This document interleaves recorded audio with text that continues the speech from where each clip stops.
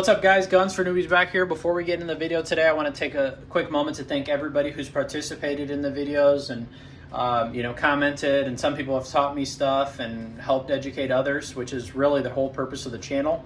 I really want to thank you guys. Be sure to like and subscribe if you're new to viewing our channel. Now, if you want to become a supporter of the channel, you like what I'm putting out and you want to help, there is a link in the description to becoming a Patreon supporter. It's only a couple of dollars a month, and that'll go a long way for bringing new content with optics, guns, ammo, gear, you name it. As we get bigger, we're going to be doing more. I'm very, very happy that I added it to the, I guess the arsenal, and I just really... I'm lost for words at how well this gun works. I was really worried because you see, once you start looking into these, you see a lot of people that supposedly have a lot of issues with these guns, and I just haven't had anywhere near that experience. So I guess I'll start from the beginning. I didn't really buy this gun because I was looking for it. It was on sale, and it was something that just sprung on me, and I jumped on it, and I am glad I did. So one thing for me, if you watch the channel, I like my guns to feed every single ammunition type. That's 115, 124, 147. Those are three major. So I'm really not into the guns that are super finicky as far as, you have to shoot 124 if you're limp wristing it, or shooting it one-handed. And granted, there is a lot of leeway with limp wristing. That's such a vague category there. But in terms of just guns that are just unreliable, without user error, you need to run 124, otherwise it's not going to work, blah, blah, blah. I'm not a big fan of that. So, and that was kind of my worry here, with this gun. So you're aware it comes with a 7-pound recoil spring, your typical like Glock 19, which those still have people that will limp wrist them, come with an 18-pound recoil spring. So it's quite a bit different there, right? And then also you have this huge compensator robbing the slide of, the velocity it needs to, reciprocate correctly. But they did this gun really, really well, and I did not have any issues. So I ended up buying it, and I was very superstitious because a lot of people are led to believe that 2011s are very, very weak guns. They're very, you have to baby them, you have to do this. I just actually cleaned my Staccato P because this guy, it's been around on the channel. Let's see, it is loaded, so I'm not going to be racking the slide or showing the trigger or anything like that. Safety's on. But this guy just finally cleaned it, and I got about 3,200, 3,300 rounds on it consecutively. So I had no malfunctions with it. I'm well over 6,000 rounds with this guy. No issues whatsoever. I just put in that red dirt trigger and just did some adjustments to it. If you haven't seen that short I just uploaded, you definitely should check it out. I mean, the reset on that is pretty nuts. It's almost as good on this one. I did some adjustments to this one, and it's ended out really good for the XC. But if you haven't seen the one for this one, I show the reset and then I show it shooting. It is really, really something. Now, there's a lot of differences here in what I guess you could choose to purchase these guns for. The Staccato P is a little bit shorter. That's the one I have over there. And then the XC is just a tad bit longer. The P actually comes to right around where the comp is. And then the XC just has that little bit of extra, barrel length due to the compensator. Now, in comparison to the two, they're both fantastic guns. I will tell you, the XC for me, not fanboying over it, I actually couldn't tell a difference until I put them up side to side. So the P did stack up really well. I'm very happy that it didn't do much worse, because then I would have felt bad for investing so much money into this guy. Because again, you buy the gun, you're, well, whatever price you get them at, they're like $2,500, $2,600 for a DLC barrel, optic cut. Now I chose specifically to buy the one back then with this is I think a 2019 model. This one had the threaded barrel and the non optic cut. Now the reason I went for that is because I wanted to get an optic cut.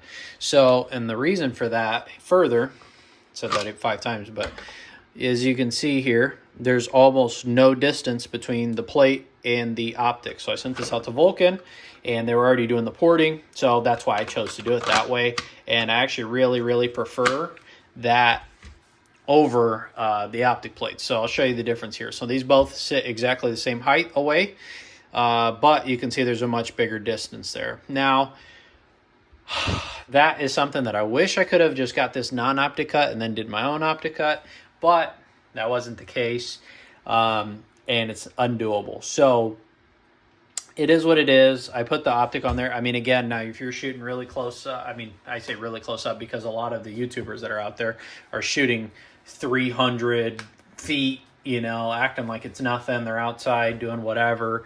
And, you know, that's not the average person. Now, I'd say if you're going to be shooting within 100 feet, this guy is more than adequate. It's not what I'm saying. I just like the optic cut to be as low as possible for the reason, as you get further away, you're going to have less variances in where you've zeroed your optic. And so you understand how that works is you have an emitter in here, which is essentially works just like a TV projector. So this is sending your image of your red dot to the glass. So no matter how you do it, it's going to be at an angle. And what that's doing is it's reciprocating from your eyesight. So if you set your distance at 30 feet, I mean, it's just going to be more true whether you set it if it's lower, you know, right on top of the barrel. That way, when you have it set up, it's going to be closer to the barrel. That's just how it works. So, you know, that was a little gripe that I had, but that's nothing for the average person. If you're looking to buy this and you're worried about that, that's not a concern. The plate that they put on here, that was another thing I like, that this one has 4 heavy-duty screws. This one has 2 that hold the plate to the slide, and then also another one inside of the sight here as well. And that one on the back is absolutely massive. So I think that one definitely makes up for the one that's missing. But in comparison to this guy, I've seen other optic plates that are held on with the 2 tiniest screws. So, you know, it's definitely very quality. Now, in terms of shootability, at first I could not tell any difference until I put them side by side. Upon further evidence, and I'm going to put some range footage here so you guys can, you know, be the judge. I will tell you, I did shoot tighter groups, and I was shooting faster with the XC. Now, one thing that I don't really like is how light the recoil spring is. The recoil spring's 7 pounds, and with that being said, it's 7 pounds. I mean, there's literally nothing. It feels like anything can push your slide out of battery, like literally anything. I mean, but that wasn't the case once again. So another one of my gripe, just because reading people, oh, you should go to a heavier spring, blah, blah, blah. And I actually do tend to, I do want to go to a slightly higher one. But I don't know if I actually will do that. I ordered them, but after I ordered the springs based off what I read. And then I shot the gun. And the slide does reciprocate a little bit slower. However, it is a optical illusion or optical issue that you're getting. It's purely nothing but in your vision that you're noticing it tracks slower than the average gun. So you're going to feel like it's shooting slower. However, I did notice when I was rapid firing, it wasn't, the slide wasn't holding it back from firing the next round. It was all in my mind. It actually was much quicker than this guy, even with the 13-pound spring. So because of that, I ended up ordering a 10-pound spring for this guy, or maybe it's 11. It's the one from Dawson Precision. It's the blue spring. It's for the ice comp for the Staccato piece. So I ordered that spring just because that's what's recommended. So I'm going to put that guy in there, and we're going to see how we can do it. Now, one thing I noticed is that with that return on this one being a little bit softer, it let me have more handling over the weapon as it reciprocated back to battery. It was unreal to really experience them side to side, because this gun is fantastical. I can shoot some nice groups with that. I've never had an issue. But when I was trying to speed up to shoot comparable to the XC, my accuracy was, I wouldn't say much worse, but it was noticeably different than this guy. Now, I don't know what the actual, I mean, it's got a lot of engineering that's went into this pistol, and you can even see the way they designated the barrel comp. It's angled forward. I mean, the way they structured this has been absolutely insane. So as you can see, it's clear. Now I did do some adjustments to the trigger here, so it is not how it comes out of the box. It actually was a little sloppy. I did some reading on how to make sure, because if you adjust your trigger too much, it actually will not fire or reset. So with that being said, and one other big thing, this did have a little bit more of an advantage as well. Aside from being a more expensive gun, having a bigger comp, I suppose, it did have a little bit more of an advantage. The SRO is by far the best optic I've ever held on any gun. Holosuns, any other Trijicon, you name it, this thing just goes above and beyond. So, you know, that was just something that just caught my mind because we were talking about it. I also did switch out the fiber to the black fiber that comes with the Staccato kit. And the reason for that is too, is you're holding up a red dot sight and you're picking up that green front post. It drives me insane. I didn't actually notice it on other guns because I'll have like red with red, but this one had green on the front, and red with green do not mix well together. Your eyes start to, at least mine did. I was hyper fixated on either or. So it was just more stressful to have the optic than to shoot irons. And so the first time I went to the range, I noticed that. And then I ended up turning up the brightness the second time. And then the third time I did this, and that's been a night and day difference. And that's kind of the same setup that I have on this guy. I don't have an actual front post. They're all blacked out and serrated. So that's why this one shoots really well. Now, at least for in terms of sight picture. Now, like I said, they're both actually pretty similar. The red dirt trigger does have a much better overall adjustment patterns. You get a little bit more leeway, so I'll show you this guy, and then you can compare. Like I said, I uploaded a short for this guy, and you can see, I mean, this one's just, it's crazy. I've never held a trigger like that, and it's really good. But even so, even with that, I was able to outperform with this guy. So I'll just show you. So we're safety checked already. I showed you guys that. So let's start letting off now. And it's super light. It's going. There it is. So not very much. And then it's got, you know, that's essentially where you're at on the reset. So there, and you're already on the wall. And it's got a little bit of creep and a break. Like, just, you have to literally be right up on it to even tell. But, you know, I do like the flat face trigger from the red dirt. I ordered one for this one, so I'm excited to put that in there as well. And just kind of go from there. Now, in terms of where I was going with the spring and the reliability and stuff, and I got a little bit sidetracked because there's just so much to cover with this when you own one. The recoil spring with the 7 pounds did not falter at all. So I picked it up, I ordered it, and then I actually started shooting it Friday. And then I did 400 rounds through it Friday. I did 400 rounds through it Saturday, and I did 400 more rounds through it Sunday.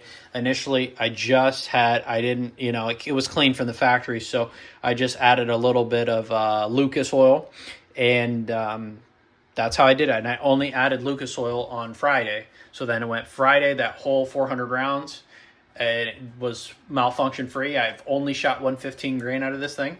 And then I went to, yeah, that's all I've shot is 115 grain. And then I went back on Saturday, did another 400, did not add any more oil. And then I went back Sunday, again, did not add any more oil. So in all, it was 1,200 rounds I shot through this with the 7-pound recoil spring and 115 grain. And it did not have any malfunctions whatsoever. I even let my wife shoot it.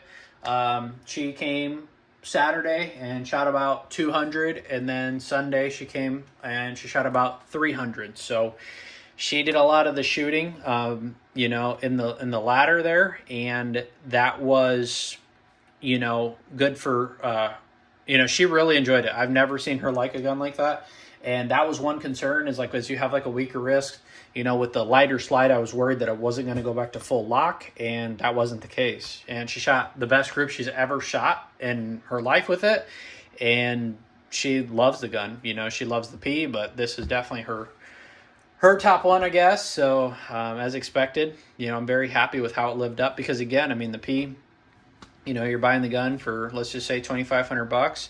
I sent it out to Vulcan to get optic cut, and the optic cut's only a couple $100. Even if you bought one that's already optic cut, you know, let's say it's $2,600, and then you go to get it recoated, you get it ported, you get all the work done, that's going to be at least another $1,000. So you're looking at, you know, $3,500 right there.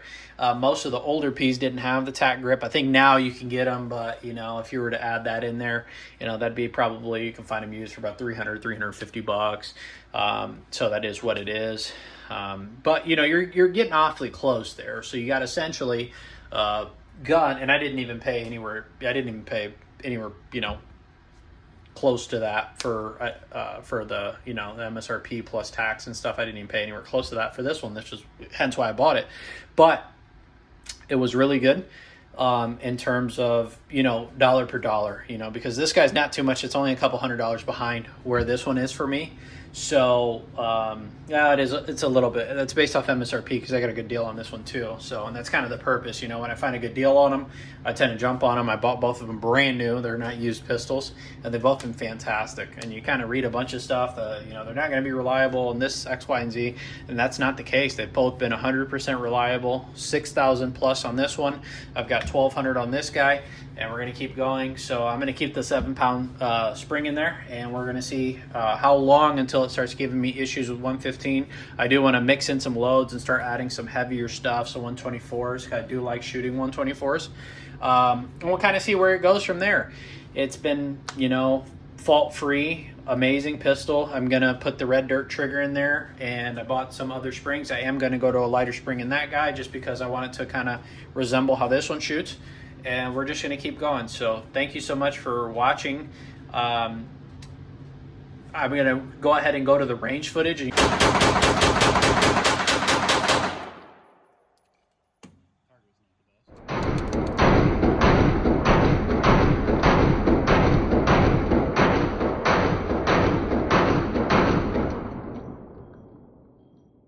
Try to, hopefully you guys can make a educated decision on what you guys want to do going forward. Is the XC or the P right for you? Maybe you want a little bit shorter of a pistol and you want the P and it's the perfect size, and that's the way we're going to go. Maybe you don't mind the extra length, you want to go to XC and you like the Surefire, and that's a great setup. You know, it's completely up to you. Maybe you want the lower optic cut. Maybe those things do matter to you, they don't matter to you, whatever the case may be. It is really nice. They both share internals other than the recoil spring and barrel, obviously, and I think slides. So I think like your trigger mechanisms, your grip mechanism, your screws, stuff like that are all universal. Your magwells are universal, your magazines are universal. But it is really, they're really something. I mean, once you kind of start getting into them, I'm going to get in the itch for an XL as well, but that's later down the line probably. So we'll see kind of where that goes. I still have more testing to do with these. I just ordered a boatload more ammo, so we'll see where we go with everything from there.